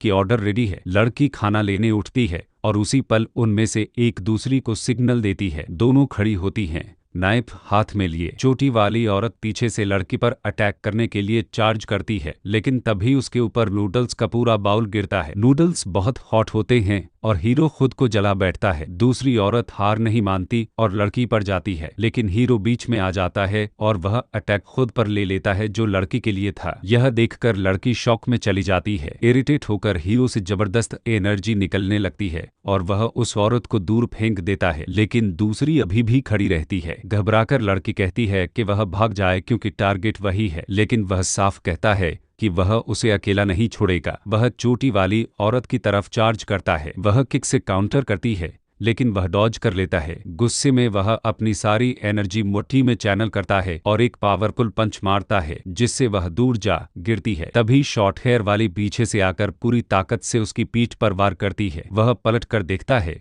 चेहरे पर डरावना एक्सप्रेशन होता है, लेकिन वह कहता है कि यह बस एक स्क्रैच है। फिर वह उसे भी हिट करता है और उसे भी दूर फेंक देता है। बैटल यहीं एंड हो जाती है। दोनों पूरी तरह डोमिनेट होकर सीरियसली इंजर्ड होती हैं। नर्वस होकर लड़की पूछती है कि क्या वह किसी एंशिएंट मार्शल आर्ट्स फैमिली से है। वह कहता है कि नहीं, यह सब एक्सप्लेन करना थोड़ा मुश्किल है और वह बस एक ऑर्डिनरी इंसान है। उसका हाथ पकड़कर वह कहता है कि डिटेल्स बाद में बताएगा, फिलहाल उन्हें यहाँ से निकलना चाहिए क्योंकि यह जगह सेफ नहीं है और इन अटैकर्स को हैंडल करने के लिए उसकी फैमिली को कांटेक्ट करना चाहिए। रेस्टोरेंट के बाहर एक लड़की हीरो को सहारा देकर ले जा रही होती है। उसके शरीर पर सीरियस वुंड होता है। वह परेशान होकर हॉस्पिटल ले जाने की बात करती है, लेकिन वह स्माइल करके कहता है कि चिंता की जरूरत नहीं, वह यह छोटा वुंड खुद हील कर सकता है। सोचते हुए वह समझता है कि वे दोनों मीडियोकर असेसिन्स थी, फिर भी उसे हर्ट कर गई जैसे उन्होंने मैजिकल वेपन्स यूज किए हों। अगली बार उसे और केयरफुल रहना होगा। तभी लड़की कहती है कि लगता है उसने उसकी फैमिली के बारे में पहले से इन्वेस्टिगेट किया हुआ है। क्यूरियस होकर वह पूछती है कि क्या किसी ने उसे हिट किया था और क्या वह डेंजर में है। कॉन्फिडेंस के साथ वह कहता है कि नहीं, वह ऐसे लोगों को अब भी हैंडल कर सकता है, तो चिंता की कोई बात नहीं। उसकी स्ट्रेंथ और कॉन्फिडेंस देखकर वह थोड़ी फ्लस्टर्ड हो जाती है और अजीब तरीके से पूछती है कि उसने उसे सेव क्यों किया। वह भी थोड़ा अनईजी होकर कहता है कि उसे खुद नहीं पता, क्योंकि वह यह नहीं बता सकता कि वह उसकी पिछली जिंदगी में उसकी गर्लफ्रेंड थी। फिर वह कहता है कि सच कहें तो उसे ऐसा लगता है जैसे वह उसे बहुत लंबे समय से जानता हो, इतना कि वह उसके लिए कुछ भी कर सकता है, यहाँ तक कि खुद को भी ऑफलाइन कर दे। यह सुनकर पर्पल हेयर वाली लड़की पूरी तरह स्पीचलेस हो जाती है। वह आगे कहता है कि जब तक वह उस पर ट्रस्ट करती है, वह उसकी हर तरह से मदद करेगा। आखिर में वह कहता है कि उसे पता है कि उसकी फैमिली हाल ही में प्रॉब्लम से गुजर रही है। लड़की बताती है कि उसकी फैमिली मेडिकल एक्सपर्टीज के लिए फेमस है और फार्मास्यूटिकल फैक्ट्रियों से जुड़ी है। 1 महीने पहले उनकी फैमिली की एक अहम फार्मूला चोरी हो गई थी और उसी समय दूसरी फैमिलीज ने मिलकर उन्हें गेम से बाहर पुश करना शुरू कर दिया। वह रिवील करती है कि उन्होंने इन्वेस्टिगेशन की है और पता चला है कि हर चीज के पीछे ली फैमिली ही है। यह सुनते ही प्रोटेगनिस्ट का एक्सप्रेशन सीरियस हो जाता है। वह सोचता है कि एक बार फिर वही फैमिली न सिर्फ इस फैमिली को डिस्ट्रॉय करना चाहती है, बल्कि उन पर क्लोजली नजर भी रखे हुए है। उसे हैरानी होती है कि क्या उन्हें कंसीक्वेंसेस का डर नहीं है। वह लड़की के शोल्डर्स पकड़कर पूछता है कि अगर वह कहे कि वह उसकी फैमिली की प्रॉब्लम सॉल्व कर सकता है, तो क्या वह उस पर भरोसा करेगी। इम्प्रेस्ड होकर वह पूछती है कि क्या वह सच में ऐसा कर सकता है। लड़की स्माइल करती है और कहती है कि सॉल्यूशन सिंपल है, बस एक नया रिफाइनमेंट फार्मूला बनाना होगा। लेकिन फिर वह खुद ही जोड़ती है कि कहना आसान है, करना मुश्किल, क्योंकि उनकी फैमिली के शहर में दर्जनों रिसर्च फैसिलिटीज हैं और फिर भी उन्हें कुछ ही फार्मूले डेवलप करने में 20 साल लग गए। प्रोटैगनिस्ट उसे चिंता न करने को कहता है और बोलता है कि इस बारे में बाद में डिटेल में बात करेंगे। वह बताता है कि 2 दिन बाद लाइटनिंग होने वाली है और उसके बाद उसकी फैमिली उसे ओवरलुक करने लगे कि वही सही वक्त होगा इस मैटर को डीपली डिस्कस करने का। अचानक उसकी छाती में फिर से पेन उठता है। चिंतित होकर लड़की पास आती है और पूछती है कि क्या हुआ। उसी पल हीरो को याद आता है कि उसने किसी को EI से मार्क किया था और वह सोचता है कि क्या वह इतनी जल्दी फेड हो सकता है। गुड बाय कहते हुए वह बताता है कि उसे कुछ जरूरी काम है और वह स्कूल वापस जाएगा। वह उससे कहता है कि उसकी तरफ से लिंडन को बोल दे कि वह टीचर से उसके लिए सॉरी कह दे। फिर वह ह्यू को कॉल करता है और बताता है कि लगता है कोई सीरियस ट्रबल में है और पूछता है कि क्या वे फोन ट्रैक करके लोकेशन कंप्यूटर पर भेज सकते हैं। वह जवाब देती है कि वह ट्राई करेगी और तुरंत भेज देगी। इसके बाद वह जू को कॉल करता है, खुद को इंट्रोड्यूस करता है और अपनी सिचुएशन एक्सप्लेन करता है। अटेंडेंट पूछता है कि क्या उसके पास कोई वैल्यूएबल है। वह कहता है कि नहीं, उसे बस हेल्प चाहिए, एक कार की। आदमी पूछता है कि वह कहाँ है और उसे पिक करने का वादा करता है। वह अपने क्लाइंट से एक्सक्यूज करता है कि कुछ अर्जेंट आ गया है और अनाउंस करता है कि आज के लिए ऑक्शन हाउस बंद रहेगा। कुछ देर बाद हीरो खुद को एक लैम्बोर्गिनी में पाता है। कार के अंदर वह देखता है कि लोकेशन चेंज हो गई है। वह ड्राइवर को दिखाकर कहता है कि उन्हें वहीं जाना होगा। अटेंडेंट उसे होल्ड ऑन करने को कहता है और किसी क्रेजी मैजिक की तरह कार को जबरदस्त तरीके से एक्सेलरेट करता है। उसी वक्त हीरो एक स्पेशल विजन यूज करता है जिससे वह ऑब्जेक्ट्स के आर पार देख सकता है और उसे एक वैन के पीछे कोई बेहोश हालत में दिखता है। वह ड्राइवर को बताता है कि यही वह व्हीकल है जिसे रोकना है। कार आगे पोजीशन लेती है। वैन अचानक ब्रेक मारती है और दीवार से टकराकर क्रैश हो जाती है। प्रोटैगनिस्ट कार से बाहर निकलकर सिचुएशन असेस करता है। वैन से 2 हथियारबंद आदमी बाहर आते हैं, बुरी तरह इंजर्ड। जैसे ही हीरो पास आता है वे अपने वेपन्स निकालकर जल्दी करने को चिल्लाते हैं और ब्लास्ट करते हैं, लेकिन हीरो उनसे तेज होता है। मैजिकल स्वॉर्ड के एक ही मूव में वह दोनों को ऑफलाइन कर देता है। फिर वह वैन की तरफ बढ़ता है, लेकिन तभी उसका स्पाइड सेंस एक्टिव हो जाता है। एक मिस्टीरियस फिगर उसकी तरफ किसी तरह की लाइटनिंग छोड़ता है। वह मुश्किल से डॉज करता है, लेकिन वैन फ्लेम्स में घिर जाती है। उसी पल 2 आदमी सामने आते हैं जो किसी तरह के टाइम ट्रेवलर्स जैसे लगते हैं। हीरो समझ जाता है कि यह एबिलिटी नॉर्मल लोगों की नहीं है और उसे याद आता है कि इस दुनिया में उसके जैसे एंशिएंट मार्शल आर्ट्स प्रैक्टिशनर बहुत रेयर हैं। उनमें से एक कहता है कि लड़का अभी यंग है लेकिन टैलेंटेड है और उसे अपने कल्ट ज्वाइन करने का ऑफर देता है। जवाब में हीरो कहता है कि उसने उनके बारे में सुना है, लेकिन सवाल करता है कि उनका कल्ट ऐसे फेलियर्स क्यों पैदा करता है। इरिटेट होकर दूसरा आदमी अपने साथी से कहता है कि उसे इस लड़के से बात नहीं करनी चाहिए थी, बल्कि इसे डिलीट कर देना चाहिए क्योंकि इसने उनके मास्टर और उन्हें इंसल्ट किया है। शांत रहते हुए हीरो पूछता है कि इतने सुपरफिशियल लोग पहाड़ से नीचे उतरने की हिम्मत कैसे करते हैं और सुझाव देता है कि उन्हें वापस जाकर कुछ और साल ट्रेनिंग करनी चाहिए। यह सुनकर दोनों भाई सन्न रह जाते हैं। ग्रीन किमोनो वाला गुस्से से भर जाता है, अपना वेपन निकालकर चार्ज करता है और चिल्लाता है कि लड़का उसकी और उसके भाई की इंसल्ट कैसे कर सकता है और आज उसे sent to the afterlife करेगा। लेकिन हीरो अपनी मैजिकल स्वॉर्ड से अटैक ब्लॉक कर देता है। वह पीछे हटता है और देखता है कि उसका वेपन क्रैक हो चुका है और भी एंग्री होकर वह पूछता है कि लड़के ने उसका वेपन कैसे डैमेज कर दिया। जवाब में हीरो ऑफेंसिव हो जाता है और कहता है कि वह इसे पूरी तरह डिस्ट्रॉय करेगा। उसकी स्टाफ और ज्यादा क्रैक होती है और कुछ ही पलों में पूरी तरह ब्रेक हो जाती है और ज्यादा एनर्जी यूज करके वह फिर चार्ज करता है, चिल्लाते हुए कि लड़के को डंजन जाना होगा। लेकिन मैजिकल स्वॉर्ड के एक मूव से हीरो से पूरी तरह डिसेबल कर देता है। उसका एक हाथ डिस्कनेक्ट हो जाता है। यह देखकर उसका भाई हॉरिफाइड हो जाता है। वह किसी तरह का ब्रश निकालकर पूछता है कि लड़के ने उसके भाई को हर्ट करने की हिम्मत कैसे की और फिर एक पावरफुल एनर्जी रिलीज करता है जो एक्सप्लोजन क्रिएट करने वाली होती है। लेकिन हीरो इंजर्ड भाई को होस्टेज बना लेता है। सैडिस्टिक लुक के साथ वह एक को साइड में फेंक देता है और बचे हुए भाई से कहता है कि अगर आगे बढ़ना है तो सही तरीके से बढ़े। वह कहता है कि पहाड़ से उतरकर किसी लड़की को किडनैप करना सही रास्ता नहीं है और सवाल करता है कि क्या यही इस दुनिया के टेस्ट हैं। ब्लू किमोनो वाला पूरी तरह बौखला जाता है और चिल्लाता है कि लड़का आज मरेगा। वह हवा में उछलकर अटैक करता है, लेकिन उसी पल हीरो उसके पीछे अपीयर होता है और पीछे से तलवार से वार करता है। शॉक में आदमी सोचता है कि यह कैसे मुमकिन है, जबकि वह खुद मानता है कि उनके मास्टर ने उन्हें धोखा दिया है। फाइट के बाद कई लोग फिल्म्स के पास जमीन पर पड़े होते हैं, पूरी तरह डोमिनेट होकर हार चुके। उसी वक्त हीरो को एहसास होता है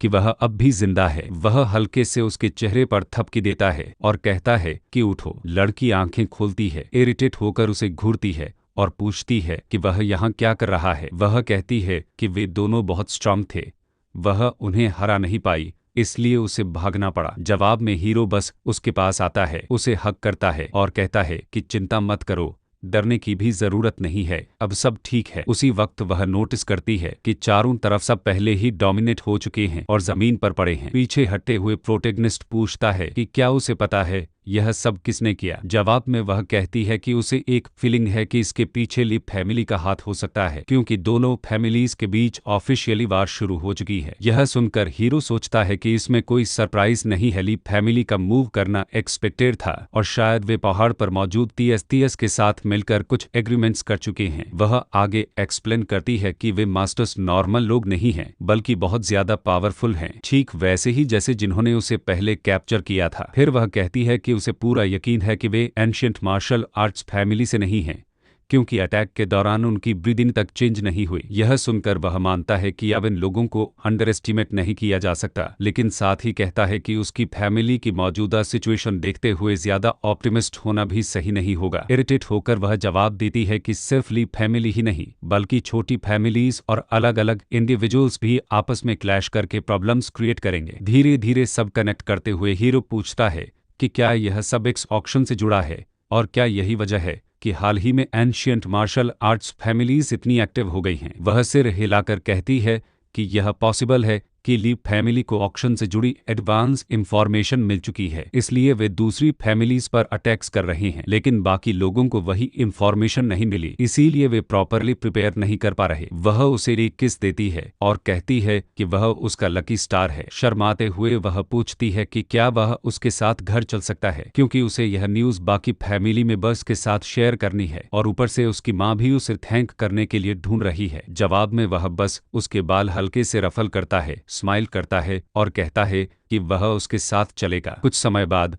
रात में वाइफ फैमिली के घर पर आर्ट्स और लड़की की मां टेबल के चारों तरफ बैठी होती हैं। सबकी नजरें उसी पर टिकी होती हैं। स्माइल करते हुए महिला उसे बैठने के लिए कहती है, लेकिन तभी एक आंटी कहती है कि उसे 1 मिनट रुकना चाहिए। इससे पर्पल हेयर वाली लड़की की छोटी सी सेरेमनी थोड़ी अजीब हो जाती है। वह आंटी कमेंट करती है कि फैमिली सीक्रेट मीटिंग्स में आउटसाइडर्स की पार्टिसिपेशन इनएप्रोप्रिएट है और ऊपर से वह एक आदमी भी है। स्माइल बरकरार रखते हुए वह कहता है कि रिलैक्स करें, वह यहाँ काउंसिल ज्वाइन करने नहीं आया है और न ही किसी सीक्रेट मीटिंग के लिए। अंदर ही अंदर महिला सोचती है कि वह केयरलेस हो गई थी और इस मौके पर उसकी शादी फाइनल करना चाहती थी, लेकिन अब यह पॉसिबल नहीं लग रहा। तभी वह एक मैजिकल स्टोन निकाल कर कहता है कि वह कोऑपरेशन के लिए आया है और स्टोन को उस आंटी की तरफ टॉस कर देता है। स्टोन को एग्जामिन करते हुए वह कहती है कि यह फेक नहीं लगती, जबकि उसकी बहन पूछती है कि यह है क्या। वह एक्सप्लेन करता है कि यह एक स्पिरिचुअल स्टोन है और अब वह अपने शरीर में इनर स्ट्रेंथ का फ्लो फील कर सकती है। स्टोन हाथ में लेते ही माँ को एनर्जी फील होती है, लेकिन वह इतनी स्ट्रांग होती है कि अपने शरीर से बड़ी मात्रा में एनर्जी रिलीज कर देती है। कमरे की बाकी महिलाएं घबरा जाती हैं,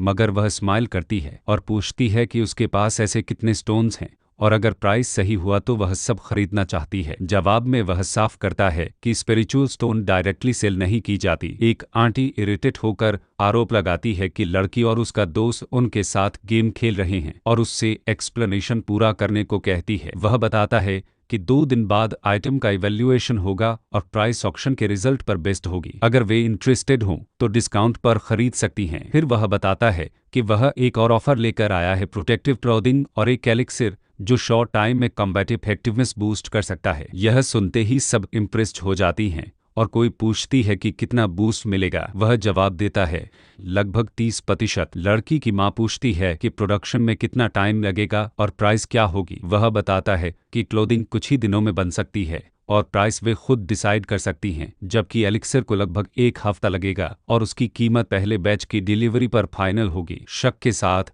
एक आंटी पूछती है कि वह उनकी इतनी मदद क्यों कर रहा है। वह सीधा जवाब देता है कि क्योंकि वह उसकी दोस्त है। यह सुनकर वह थोड़ी शर्मिंदा होती है, लेकिन अंदर से बहुत खुश भी। बाद में घर के बाहर दोनों साथ खड़े होते हैं। स्माइल करते हुए वह मानती है कि शुरू में वह उसके साथ बस मस्ती करना चाहती थी, लेकिन फिर वे दोस्त बन गए और उसने उसकी फैमिली की भी मदद की। स्माइल करते हुए वह सोचता है कि इस दुनिया में जिंदगी वाकई वर्थ इट रही है। वह खुद से कहता है कि ऑक्शन खत्म होने के बाद और उसकी फैमिली की मदद से वह जिम में अपना खुद का एम्पायर खड़ा कर पाएगा। कुछ देर बाद वह अपने घर पहुंचता है और अपने माँ बाप को आवाज देता है, लेकिन तभी उसे एक अनएक्सपेक्टेड प्रेजेंस दिखती है, शू किडी की आंटी। लड़का उन्हें ग्रीट करता है और सोचता है कि यह सब क्या है, क्योंकि उसने कभी नहीं सुना था कि दूसरे रिश्तेदार ऐसे सीधे घर आते हों बिना टाइम वेस्ट किए।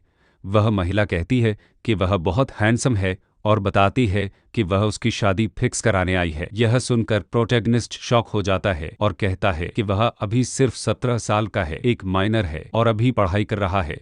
ऐसी बातें यूनिवर्सिटी खत्म होने के बाद ही करनी चाहिए। लेकिन बुजुर्ग महिला तंज कसते हुए कहती है कि कौन सा आदमी यूनिवर्सिटी जाना चाहता है, यह तो पैसों की बर्बादी है। इरिटेट होकर वह याद करता है कि यह एक ऐसी दुनिया है जहां औरतें मर्दों पर डोमिनेट करती हैं। टॉपिक बदलते हुए वह महिला उसकी माँ से पूछती है कि चू जायाओ कहाँ है। माँ जवाब देती है कि वह घर पर ही है, कुछ नहीं कर रही। यह सुनकर वह सोचता है कि उसकी बहन तो इस वक्त सो रही होगी। आंटी कमेंट करती है कि अफसोस है कि उनकी फैमिली की एजुकेशनल मेथड्स उसकी माँ जैसी नहीं है, क्योंकि उसके बच्चे तो बहुत वेल मैनर्ड हैं। तभी पिता खड़े होते हैं और कहते हैं कि उन्हें थोड़ी बात करनी है और चाय बनाने की ऑफर करते हैं। पीछे मुड़कर लड़का नोटिस करता है कि उसके पिता कुछ उदास लग रहे हैं। गुस्से में वह कह देता है कि उस महिला ने बहुत कुछ बोल लिया है, यहाँ तक कि मजाक में उसे बोरे में भरने की बात भी करता है। यह सुनकर आंटी माँ से पूछती है कि उसने उसमें आखिर देखा ही क्या था और कहती है कि उसे ली फैमिली में शादी कर लेनी चाहिए थी। अचानक वह जोर से टेबल पर एक पाइप मारता है जिससे दोनों औरतें चौंक जाती हैं। उसकी आंखों में खतरनाक चमक होती है, लेकिन वह तुरंत माफी मांगते हुए कहता है कि टेबल पर कोई कीड़ा था। आंटी कहती है कि उसे इस बार जवाब चाहिए वरना नतीजे भुगतने होंगे। जाते जाते वह कहती है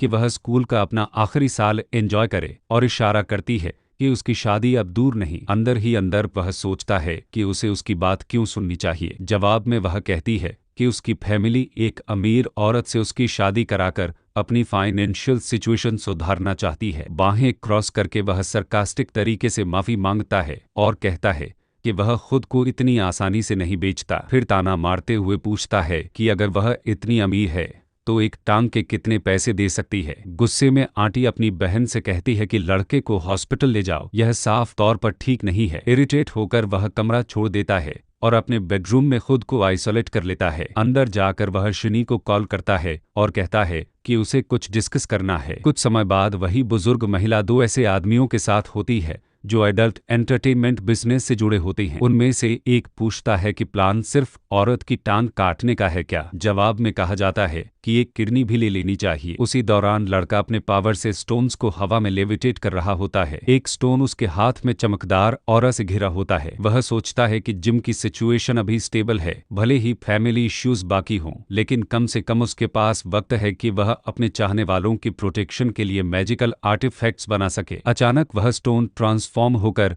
एक स्टिलेटो बन जाता है जो एक ग्रीन स्टोन की तरफ बढ़ता है। जोरदार चमक के साथ वह स्टिलेटो दूर उछल जाता है। वह सोचता है कि द्रव से मिला मटेरियल बुरा नहीं है, वह प्रोटेक्टिव तलवारों का पूरा आर्सेनल स्टोर कर सकता है जो यूजर के खतरे में होने पर अलर्ट भी देंगी। डाइनिंग रूम में फैमिली साथ बैठकर खाना खा रही होती है। पिता कहते हैं कि उसे मेहनत से पढ़ाई करनी चाहिए। थोड़ी चुप्पी के बाद वह जवाब देता है कि पिता को इसकी चिंता करने की जरूरत नहीं है, वह हमेशा अपने माता पिता की मदद के लिए रहेगा। पिता कहते हैं कि पैसे से ज्यादा हेल्थ सबसे इम्पोर्टेंट होती है। वह सहमति में सिर हिलाता है और बताता है कि उसने कुछ बनाया है। वह टेबल पर अपने पिता और बहन के लिए जेड नेकलेस रख देता है। दोनों कंफ्यूज होकर उन्हें पकड़ते हैं। पिता पूछते हैं कि उसने यह मटेरियल कहाँ से लिया और छूते ही इतना अच्छा क्यों लग रहा है। वह बताता है कि वह इसे टेम्पल से लाया है और शायद इसके कुछ बेनिफिशियल इफेक्ट्स होंगे। स्कूल में क्लास के दौरान वह नोटिस करता है कि मैजिकल आर्टिफैक्ट्स बनाने की वजह से उसका मॉर्टल बॉडी थकान हैंडल नहीं कर पा रहा। उसके पीछे बैठी नीली आंखों वाली लड़की उसे क्लास में सोने से मना करती है, लेकिन टीचर के पास आते ही चुप हो जाती है। टीचर सख्ती से उसके डेस्क पर टैप करती है और कहती है कि अगर वह आराम कर चुका है तो बोर्ड पर एक्सरसाइज सॉल्व करे। उसने ध्यान नहीं दिया था, इसलिए उसे कैलकुलेशन नहीं आती, लेकिन तभी उसे याद आता है